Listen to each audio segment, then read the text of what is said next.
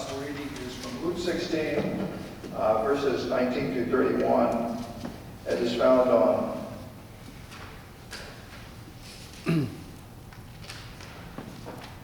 page 79 and 80 in the New Testament section of the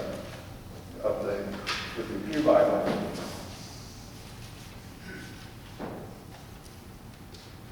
There was a rich man who was dressed in purple, fine linen, and who feasted sumptuously every day. And at his gate lay a poor man named Lazarus, covered with sores, who longed to satisfy his hunger with what fell from the rich man's table. Even the dogs would come and lick his sores. The poor man died and was carried away by the angels to be with Abraham. The rich man died and was buried.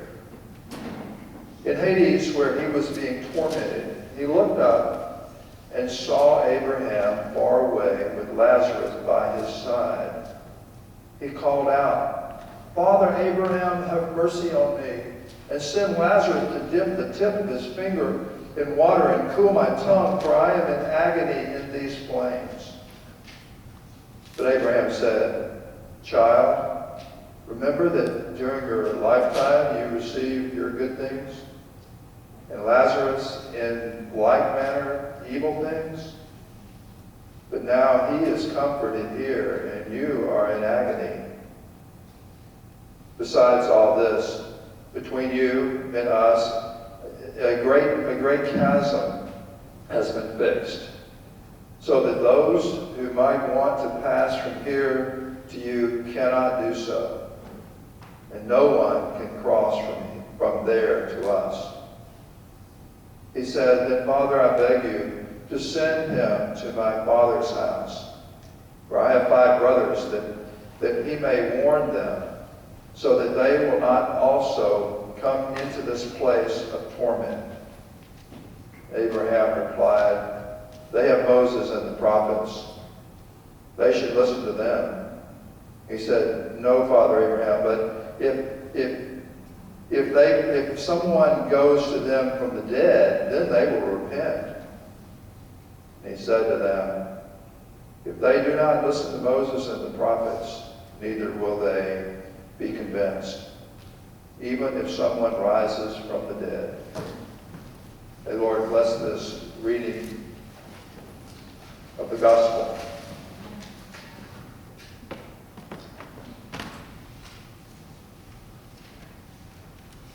We generally follow a lectionary, which means it's a prescribed list of scriptures.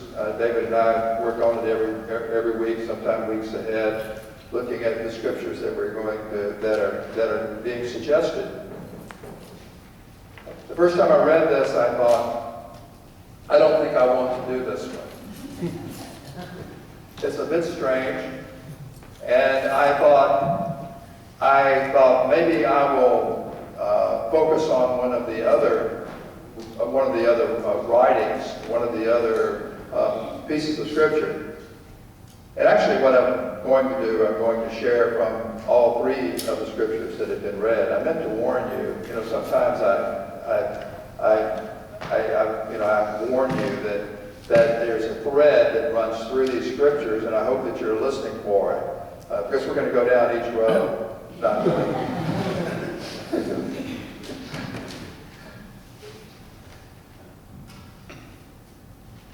In my 4th year as a campus minister at Mississippi State University, yes, the university that got beat very badly by Auburn last night, we renovated our campus ministry center.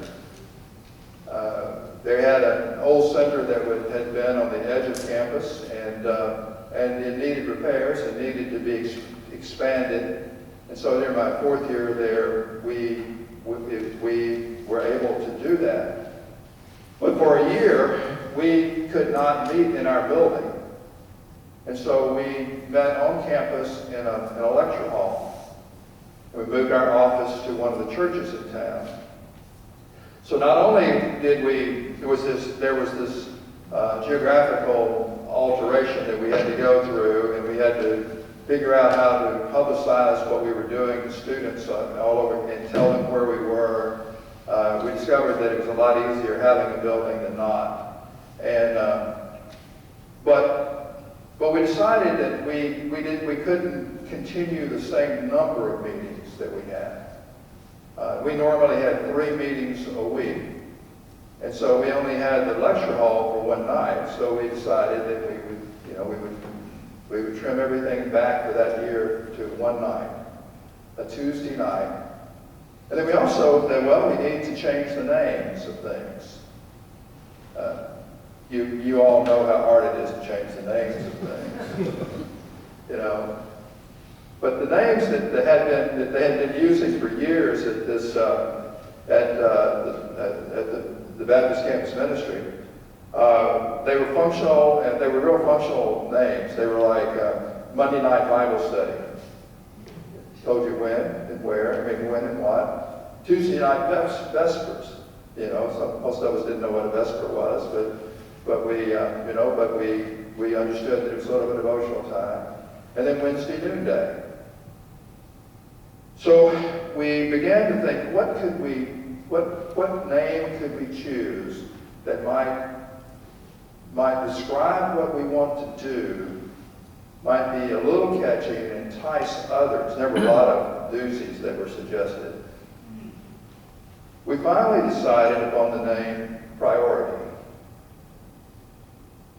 based on Matthew 6:33, which the choir sang so beautifully a while ago.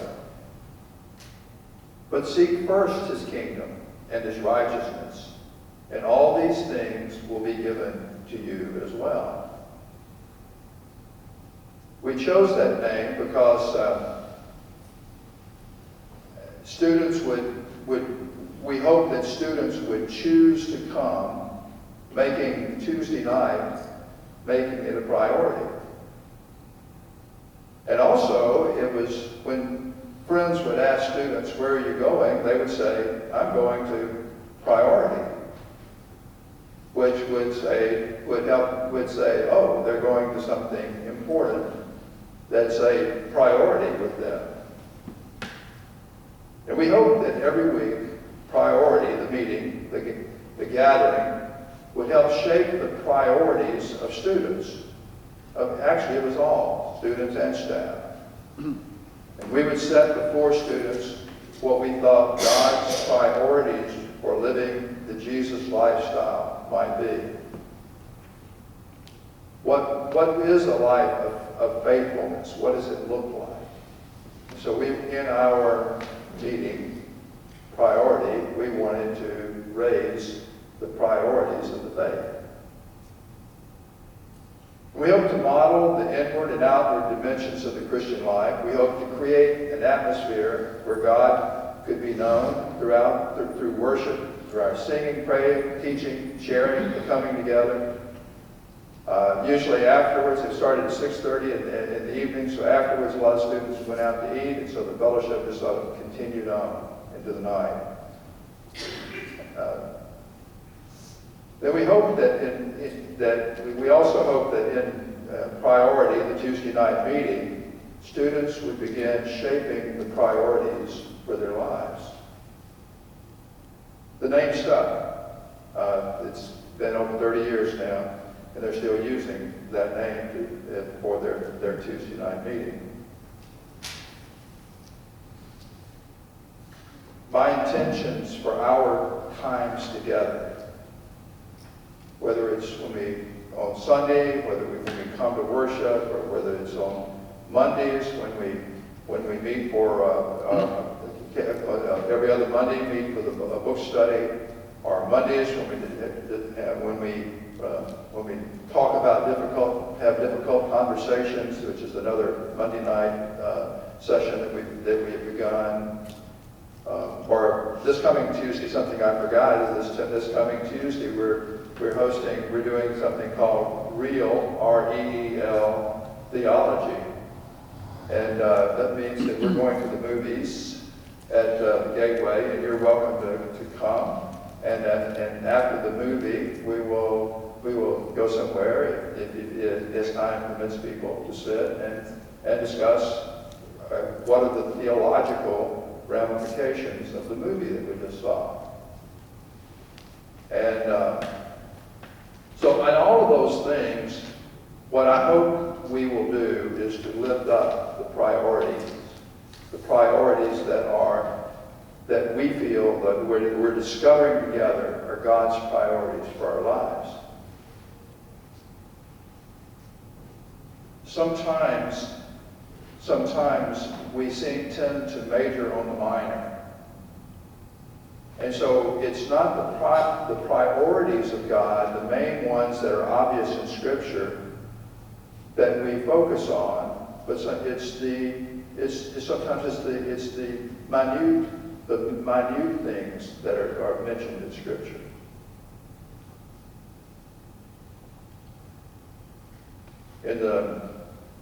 A while back,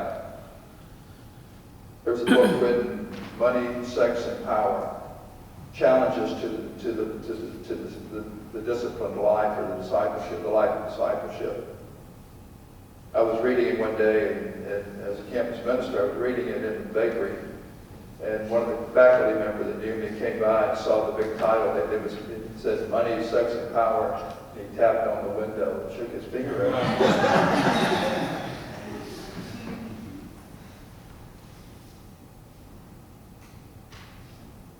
In that book, these three themes were lifted up as priorities because they are so challenging to the disciplined life. Money, sex, and power. And historically, God's people who were seeking to follow God in some kind of radical ways tend to come back to those ancient monks in the Middle Ages. You know, they made vows, the vows of poverty, chastity, and obedience. Those correspond, don't they? Poverty and money, chastity, sex, obedience, and power. You know, it's interesting that Jesus says lots about money and very little about sex. And yet, it seems that the church, the church has tended to focus a lot on sex and not talk too much about money, except when it's time for people to get money. Today, as I read these scriptures, I realized what a priority that the poor are for God.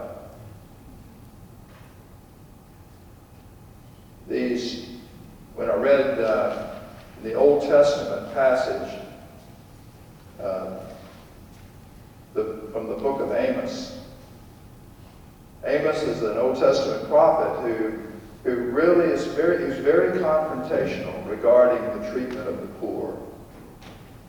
In today's reading, he confronts the wealthy of Israel.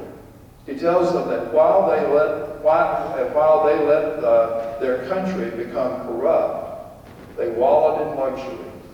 They laid in beds of ivory and lounged on their couches as they feasted. They sang songs and drank wine from big bowls, and they anointed themselves with expensive oils. But they did not grieve over the ruin of their country. Then later in that same book, Amos says, "When will the new moons be over so that we may sell grain and the Sabbath so that we may offer wheat for sale? Make an ephah smaller, enlarge the shekel, and receive the false balances, in order to buy the needy for silver and the helpless for sandals, and sell garbage as grain." In other words, what Amos is confronting here, he's saying that you can't wait. You can't wait until the holy days are past so you can get back at your cheating your neighbor as you sell them goods, and you get back at your buying and selling even people, and that the quality of what you're giving is not good. In the Old Testament, there are many writings similar to this, emphasizing the importance of the poor to God. And then in the epistle reading, Paul writing to Timothy, and indirectly to us, puts wealth into perspective. He tells the followers of Jesus to appreciate God's goodness and to be careful. Be careful not to let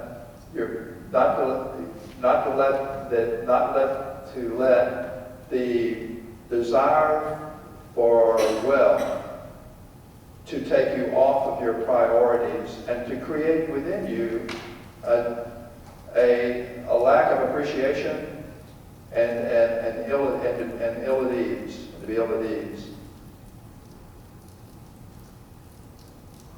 Paul said, is your desire for money or wealth, is it productivity, or is it desire is to be rich? What is it that you really want? Do you want to be productive, or do you want to be rich?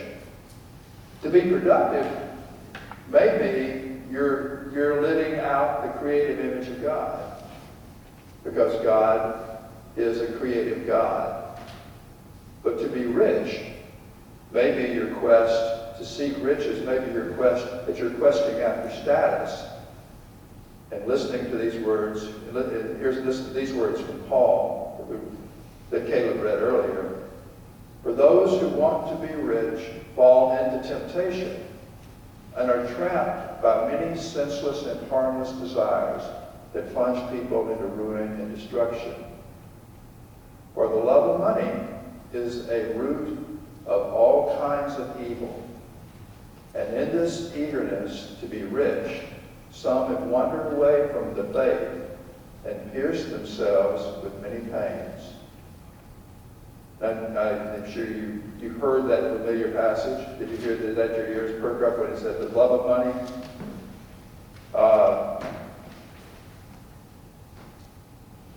The love of money is a root of all kinds of evil. Now, often this is misquoted, isn't it? And misapplied. Often we hear money is the root of all evil, but that's not what Paul said. Or we hear the love of money is the root of all evil. Most modern translations add the articles a before root and all kinds before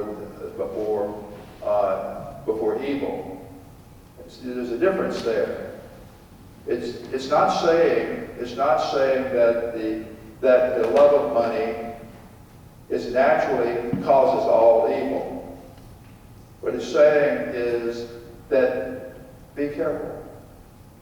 There's a chance that it will. There is a chance that it will. Paul is saying that Paul is not saying that money is the root of all evil or the love of money. What he's saying is, he is saying, recognize that if you are blessed with riches, or if you are captivated by the possibility of riches, you are entering a treacherous stream and must watch for the rocks on either side. When I was in another gig that I did when I was campus minister in Arkansas, twice a year we would take students to float the Buffalo River in canoes. And I don't know how many of you have done whitewater canoes, but well, I had never.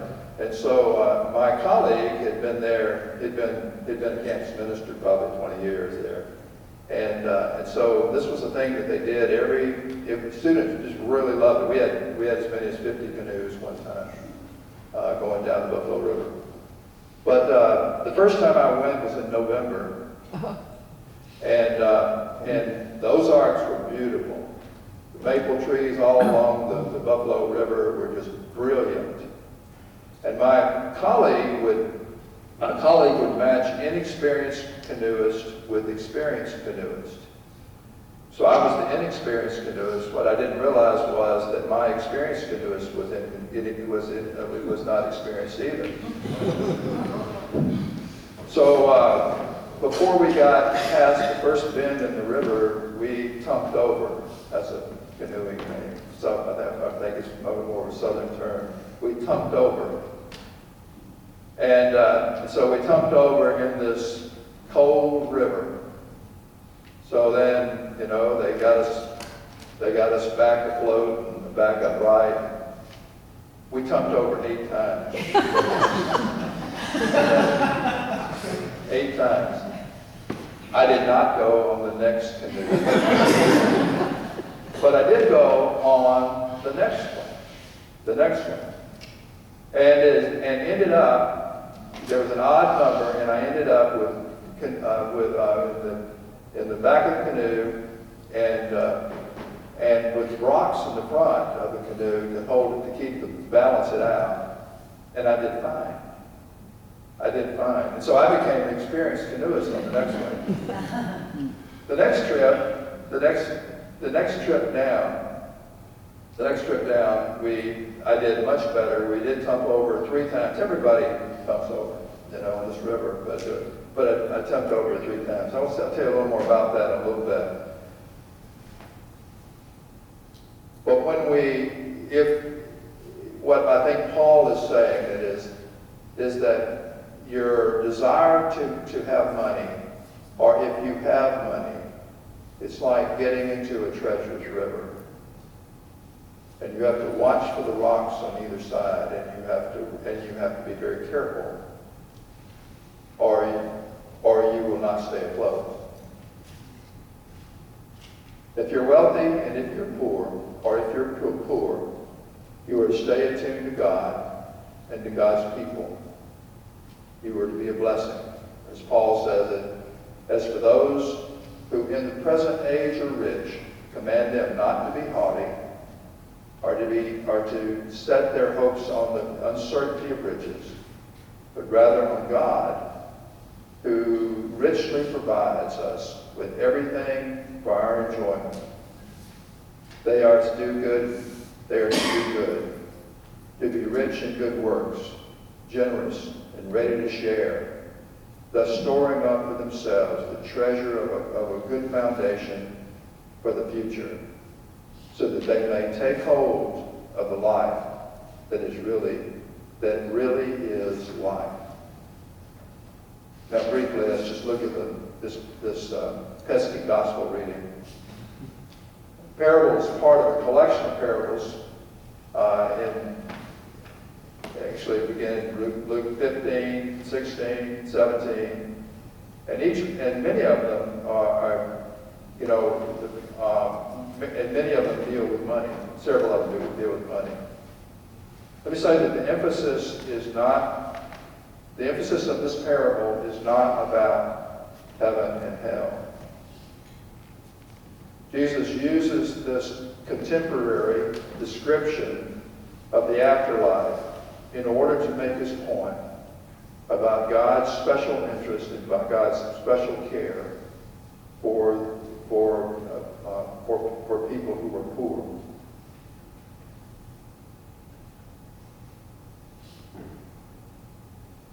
Heaven or paradise was seen as a place that was hosted by Abraham. Hades was seen as a place of torment, a place devoid of hope. In Jesus' parable, the rich man, and in tradition they called him Dives, D-I-V-E-S. It's not in this passage, but it's a tradition. And all that really means is rich man. Dives, as he is called by tradition, lived a life of extravagance, while Lazarus, a poor man, languished at his door, sick, afflicted, with sores, and starving. In the story, both die and go to their reward. Lazarus to a place of comfort and affection, Dives to a place of isolation and torment. In the parable, Dives is in pain, but has not yet realized that God has a special place in his heart for the poor. And that though they may have been minimized in the land of the living, they have a place of comfort and honor in the afterlife. Jesus portrays the social setting of his day. He sort of flips it upside down. He didn't talk about whether Lazarus was worthy. He doesn't talk about his deeds. He doesn't talk about anything. All he says is that he was a poor person, and he did not, and that Dives got his share on earth, and Lazarus got his for eternity. I think Jesus was trying to make a point. He was trying to say to the rich people and all who would listen, disciples and everyone else, that the poor are a priority for Jesus, for God. The thrust of the message of this parable is that God cares for the poor, that God sees wealth differently from the way we see it, that God views things in an upside-down way, and that we are to make the poor our priority also. Now, I began this week frustrated as I read this passage because, in America now, we encounter people often who are poor, and some of us may be sitting here thinking, I'm one of these, But in reality, by the world's standards, all of us are wealthy. All of us are wealthy. We might not have wealth like the 1% or perhaps the 5%, but in comparison to global populations, we're wealthy. So the question that I'm stuck with, the question posed by each of these scriptures are, one is, do I have an I don't care attitude because I don't know what to do? Do I ignore, even avoid those around me who are poor? This was highlighted in Amos. Last night I went to Mass across the sidewalk, and I heard Father Charlie said that, preaching on this passage, said one reason that we do not engage ourselves with the poor more, it's not that we don't know what to say the first time we see them. It's that we don't know what we're going to say the second time we see them, and the third time. What do we talk about after the first time? What do we do with the continuing conversation and the continuing relationship? A few weeks ago, 2 weeks ago, I guess, we had a meeting, the difficult question that we were raising for discussion was on poverty.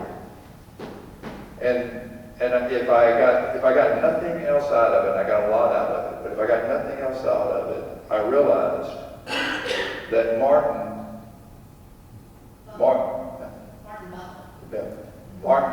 who is the director of Neighborhood Services Incorporated, he refers to all he encounters, everyone, as neighbor, not client. Neighbor. And I had a conversion experience. I realized that those that I see on the street, at the ramps, at the off-ramps, and those that I encounter, even around our building here, are my neighbors. They are my neighbors. And I felt that somehow I have to respond differently to them because they are my neighbors. I can't continue to ignore them and ignore the poverty around me. I don't know what that means for me. As I talk, I mean, you may be wondering, what does that mean for me? You. Or you may think, I got this. I've got it figured out. Talk with me later.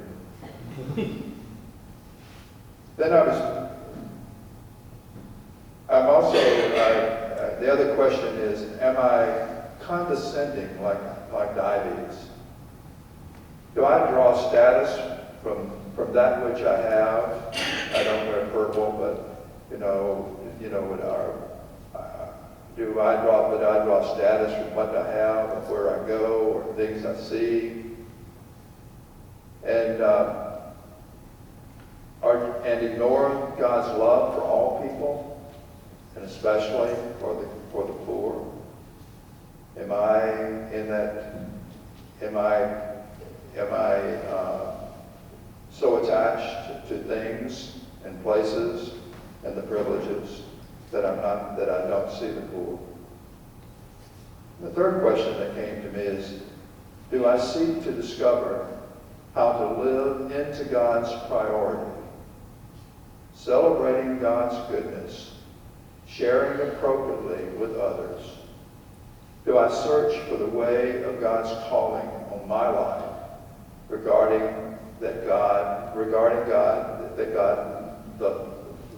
my life, regarding what God has given me?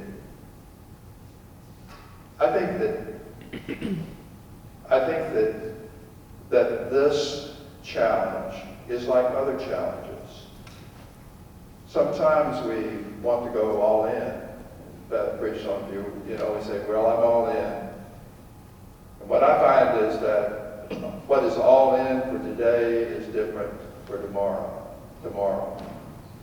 Because I change and the circumstances change. And so this call to respond, this call to acknowledge, this call to embrace as neighbors those around me that are in need, I have to figure that out. How do I do that? And how I do that may be different from how you do that. And so I can't look at you and say, you're not doing it right, and I hope you don't look at me and say, you're not doing it right. But together, maybe we can help each other figure it out. I learned floating the Buffalo River that what one needs to do to stay afloat, at least it helps, is to keep the canoe in the V. The V. As you're floating down the river, the shallows, where the water is shallow, the shallows make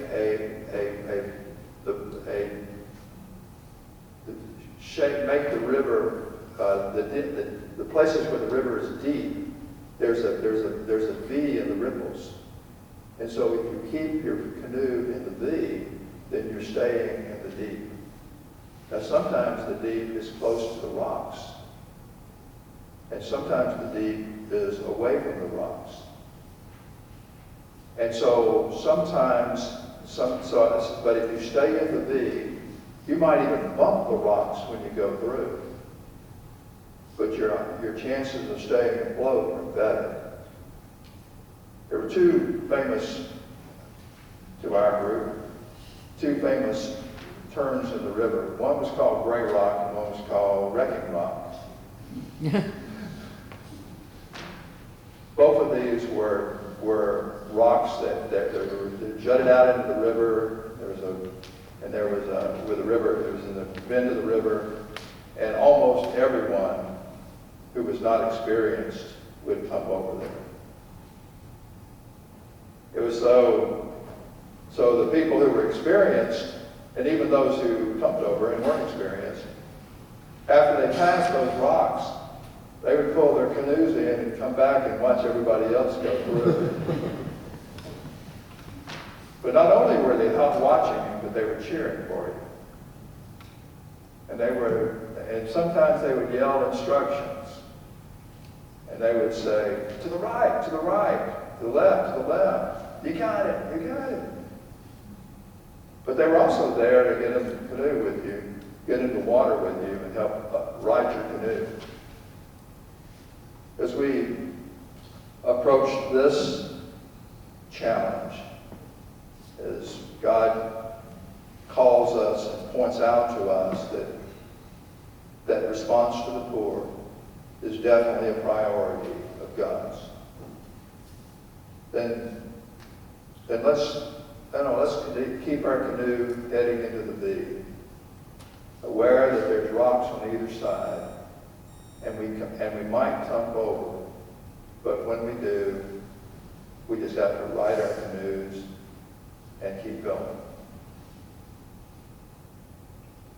This is true with discipleship of all kinds. Turning back is not an option, particularly on a river. And turning over is an option. Riding yourself, proceeding down the river is where the adventure is. So it is with pursuing God's priorities. So let's keep binding them together. Let's keep looking for what are God's priorities. As we share together on Sundays, as we come together at different times of the week, let us keep our canoe headed for the